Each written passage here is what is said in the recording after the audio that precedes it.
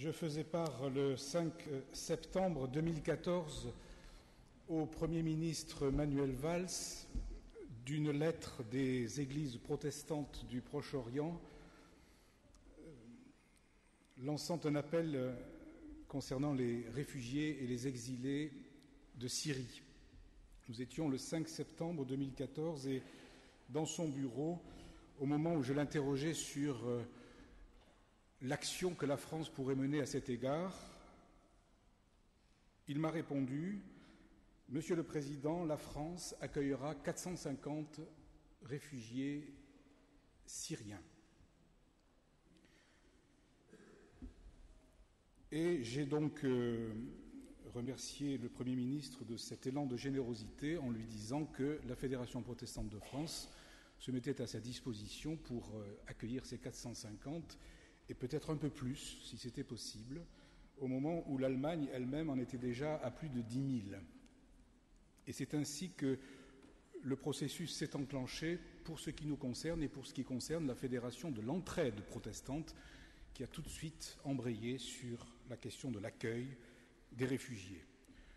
Septembre 2014, le thème de la fraternité venait de se rappeler à ma mémoire au moment même où je ne pensais pas être à ce point effaré d'une position politique de cet ordre. Alors je vous emmène ce soir vers un texte de la Genèse qui relate une histoire de fraternité, une brève histoire, celle de Caïn et Abel, qui parle donc de fraternité, mais surtout, je l'espère, de nos fraternités, de nos proximités humaines heureuses et malheureuses, de nos voisinages faciles et si vite conflictuels, de nos couples aimants et vacillants. Je veux vous parler de nous, de nos vies blessées, de nos larmes intérieures. Tout cela, nous le plaçons ce soir presque en secret, sous le regard de celui qui conduit nos vies. Je veux donc vous parler de nous, mais en vérité, c'est de lui que je veux vous parler, de celui qui fait de nous des frères et sœurs à jamais. À l'écoute de ce texte de la Genèse, nous demandons à Dieu l'intelligence et la patience. L'intelligence pour lire entre les lignes, comme l'indique ce mot, et la patience de recevoir comme on reçoit la visite de quelqu'un en nous préparant. Dieu notre Père, accorde-nous de lire entre les lignes de ces anciens récits, les lignes mêmes de nos vies, et permet que nous nous réjouissions de recevoir bien plus, malgré notre impatience, bien plus que nous n'attendions de ta simple visite. Amen.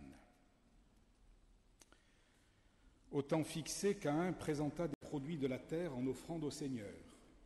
De son côté, Abel présenta les premiers-nés de son troupeau en offrant les morceaux les meilleurs. Le Seigneur tourna son regard vers Abel et son offrande, mais vers Caïn et son offrande, il ne le tourna pas. Caïn en fut très irrité et montra un visage abattu. Le Seigneur dit à Caïn, « Pourquoi es-tu irrité? Pourquoi ce visage abattu? Si tu agis bien, ne relèveras-tu pas ton visage? Mais si tu n'agis pas bien, le péché est accroupi à ta porte, il est à l'affût, et tu dois le dominer. » Caïn dit à son frère Abel, « Sortons dans les champs. » Et quand ils furent dans la campagne, Caïn se jeta sur son frère Abel et le tua. Le Seigneur dit à Caïn, « Où est ton frère Abel ?» Caïn répondit, « Je ne sais pas. Est-ce que je suis, moi, le gardien de mon frère ?» Alors cette terrible histoire est notre histoire en vérité, mais elle n'est pas le dernier mot de la Bible, elle est placée en son début, au chapitre 4 du premier livre de la Genèse. Elle est, cette histoire, l'occasion de suggérer qu'une suite est donc possible, puisqu'il y a d'autres chapitres après le 4. Vient le 5, et il y en a même 50 dans ce premier livre de la Genèse. Cette histoire est placée au début de la Bible comme pour suggérer, y compris après Golgotha, après que le pire a été commis, que quelque chose s'ouvre encore. que la promesse d'une histoire à vivre est là, la promesse d'une fraternité sans cesse recommencée. Et même si l'on ne saura jamais vraiment pourquoi Dieu a regardé favorablement l'offrande d'Abel et non pas celle de Caïn, même si nous donnions toutes les justifications possibles pour trouver une excuse à Dieu, qui aurait finalement eu raison de préférer une offrande animale à celle de Caïn, car une offrande animale est plus élaborée quand même, plus travaillée, alors que celle de Caïn, qui est simple, végétale, peut-être, comme le suggère la tradition rabbinique, moins bien présentée, un peu bâclée. Il reste que ce regard posé sur l'une et non pas sur l'autre instaure chez l'un des frères un sentiment d'incompréhension, puis d'injustice, et finalement il provoque la colère. Nos vies sont ainsi marquées par de tels malaises, en tout cas pour ceux qui ont des frères et sœurs, ces choses communes. Nos vies sont marquées par ce quelque chose qui ne va pas, ce ressenti dans la vie quotidienne selon lequel tout ne va pas bien, comme on dit dans la tragédie, ou par ce serpent venu d'on ne sait où, mais qui est déjà là dans le jardin, un jardin si beau. Le récit parle donc de notre identité faite de tout cela, faite très tôt, vous l'avez vécu sans doute vous-même, de mal-être, d'incompréhension, de sentiments d'injustice et peut-être même de colère. Ce récit est comme un récit d'initiation pour aider à grandir s'il était encore possible, et c'est le cas. La fraternité y est mise à l'épreuve car depuis son origine, c'est ainsi. Elle est éprouvée. La famille y est mise en danger. La cité des hommes est mise en péril et la tragédie est là, telle qu'elle a été écrite et jouée dans le monde grec à l'époque même où s'écrivait ce fameux texte de la Genèse. Caïn et Abel, c'est une tragédie grecque, en vérité, dans un théâtre biblique. Deux frères, deux hommes libres, à égalité, sont amenés à vivre une rivalité. Et l'un des deux fera le choix, sans aucun argument, de l'affirmation identitaire, au point de nier l'identité de l'autre. Dans la tragédie grecque, vous le savez peut-être, chaque protagoniste possède ou croit posséder un droit absolu qu'il doit faire prévaloir pour vaincre. Eh bien, dans notre récit biblique, c'est la revendication d'une reconnaissance, celle de l'égalité des offrandes. Cette tension tragique entre l'égalité revendiquée et la rivalité exacerbée à cause de ce qui est perçu comme une injustice, cette tension-là entre égalité et rivalité constitue le nœud de l'intrigue. Et la question qui est posée alors est la suivante: devant ce sentiment d'injustice, l'identité, celle de Caïn, autrement dit la nôtre, l'identité serait-elle mise en cause à ce point que la seule solution soit le recours à la violence, que la seule solution soit le recours au refus du dialogue, au passage à l'acte? Devant le sentiment d'injustice, tout s'effondre-t-il, et le discernement, et l'intelligence, et la délibération, et la raison? À cause de ce sentiment, faut-il alors passer à l'acte sans le truchement de la parole? Faut-il rester dans la confrontation sans trêve ou pire, supprimer l'autre différent, l'excommunier et par conséquent refuser la fraternité?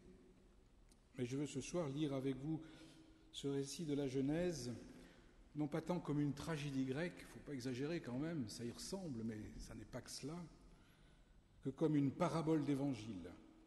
Et je vous propose d'y trouver la bonne information qui sera pour vous le sujet, je l'espère, d'une joie, au moins intérieure, une vraie joie. Notre identité, en effet, ne se fonde pas dans la revendication d'une égalité avec d'autres, ou d'un droit à leur égard, ou d'un passe-droit. Notre identité est placée en Christ.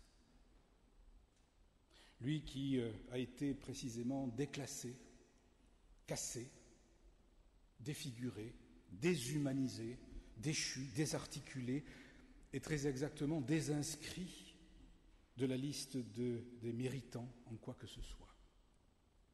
En lui, donc, nous n'avons vraiment rien à revendiquer, ni même à faire valoir. Il n'avait en effet plus rien d'humain sur la croix. Il n'avait plus rien de légitime, plus rien de valable aux yeux des hommes, plus rien de conforme à ce que la raison peut invoquer pour justifier son existence et sa cause. En lui, donc, puisque nous sommes chrétiens, nous croyons que nous n'avons rien à faire pour être acceptés. Ni offrande, même la plus délicieuse, ni œuvre, même la meilleure, ni même, alors là je vais me faire quelques amis, bonne doctrine, la plus orthodoxe ou la plus libérale. Notre identité est en Jésus-Christ, celui qui a été rejeté et méprisé par tous. Et si celui-là, précisément, qui a été rejeté et méprisé par tous, objet de dérision, de condamnation, a été le premier relevé d'entre les morts, alors avec lui, nous le serons aussi, sans aucun doute. L'identité, chers amis, n'est pas fondée dans notre capacité à exprimer notre raison d'être correctement par un texte, même un texte synodal, le mieux voté possible, ou par une offrande, comme Caïn s'en inquiétait jadis, au point de tuer son frère. Notre identité ne se fonde pas dans une autonomie que nous revendiquerions tel le héros, et pas non plus dans le pouvoir d'une institution qui serait l'Église, prestataire de biens sacrés et qui promettrait le salut à tout coup, à condition qu'on lui obéisse, mais en Christ seul. L'histoire de Caïn et Abel nous alerte et nous met ainsi en garde contre les fondamentalismes de tous ordres, et premièrement les fondamentalismes chrétiens, mais aussi les fondamentalismes juifs, bouddhistes ou musulmans. De même contre les extrémismes, contre tous les réarmements identitaires, comme disent les sociologues, qui, vous le voyez bien, sous couvert de cohérence doctrinale, excommunient en vérité, sous couvert de cohérence humilient, sous couvert de droiture tuent, au nom d'une quête désespérée et vraiment peu confiante d'une reconnaissance par Dieu. L'identité est donc offerte, comme le rappelle l'Évangile. Elle est reçue, non pas acquise, par quelque attitude ou prestation humaine, ni même par une conformité doctrinale ou morale qu'on n'atteint jamais, en fait, sauf à se mentir soi-même lorsqu'on y regarde d'un peu près. Dans cette perspective, je crois alors que l'on peut affirmer que la foi en Christ n'est pas obscure, au sens où, vous savez, l'on dit que la religion est du côté de l'obscurantisme. La foi n'est pas obscure, elle ne se laisse pas renvoyer du côté de la nuit, c'est-à-dire de l'obéissance servile, en attente d'une récompense divine. La foi n'est pas obscure, mais bien du côté de la confiance, de l'intelligence critique et du discernement de ce qui advient. Alors je cite Paul Ricoeur parce que j'aime bien le faire et ça fait bien dans une prédication, mais là quand même, 3 mots en valent la peine. Croire, c'est penser. C'est-à-dire ouvrir son intelligence. Contre Caïn, pour qui croire, c'est toujours se justifier par la force et donc toujours se comparer et finalement haïr. Croire et penser, fides et ratio, la foi et la raison, ces 2 sœurs jumelles qui se chamaillent en nous depuis l'origine des temps, qui se déchirent parfois, mais qui sont inséparables. Et l'identité dont la définition et les malheurs sont vivement défendus en ce moment dans notre pays, vous le savez, par des responsables politiques de gauche qui parlent très bien d'identité, comme de droite qui parlent très bien d'identité, mais les uns et les autres flottant et emportés à tout vent de doctrine et cherchant à plaire. L'identité chrétienne ne sera pas déterminée par un courant de pensée. Elle ne sera pas qualifiée par la valeur d'un portefeuille culturel ou financier, mais elle sera qualifiée en Christ. Elle sera délibérément décentrée, décalée. L'identité, la nôtre, est en Christ, de sorte que chacun, quel qu'il soit, et quoi qu'il ait fait, quel qu'il soit, et quoi qu'il ait fait, se trouve situé à équidistance de l'autre différent, comme il l'est à l'égard du salut, de sorte qu'il est frère et que nous sommes frères et sœurs à jamais. Et je reviens alors à notre page de la Genèse qui rapporte cette phrase de Caïn au moment où on lui demande « Mais où est passé ton frère ?» « Lo yadarti » dit le texte hébreu, « Je ne sais pas, en une forme de mensonge, de l'indifférence, et qui en rajoute même en faisant mine de s'interroger « Ari Anoki, Ashomer, suis-je le gardien de mon frère ?» Suis-je le gardien de mon frère ? Mais qu'est-ce que j'ai à voir avec celui qui passe à côté de moi ? Alors je vous suggère ce soir que l'Évangile contenu dans cette page nous invite à répondre positivement, sereinement, mais avec un peu de courage, à la question posée en disant « Je sais bien où est mon frère, je le sais bien en fait, il est là ». Et en effaçant l'interrogation pour affirmer avec confiance « Oui, je suis le gardien de mon frère et de ma sœur », comme on dit maintenant en co-responsabilité.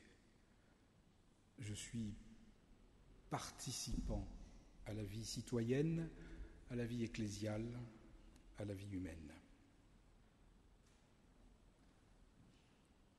En parlant de citoyenneté, je peux terminer en disant que cette lecture valorise ce qu'est exactement la citoyenneté dont nous parle la République, mais dont nous parle aussi d'une certaine façon la Bible. La citoyenneté qui est redoublée en quelque sorte lorsqu'il nous est rappelé que nous sommes à la fois citoyens de cette terre et citoyens du royaume, si du moins le royaume de Dieu pouvait être un jour une république des cieux, pour que la démocratie aussi existe un peu dans le royaume, malgré tout. Dans cette double citoyenneté s'exerce à tout niveau la responsabilité, l'engagement réel qui est attendu de chacun de nous au sein de la cité des hommes, dans une forme de projet vocationnel où chacune et chacun a sa place. Et cette lecture protestante, mais peut-être pas seulement, de la Genèse, espère le citoyen responsable, solidaire et fraternel.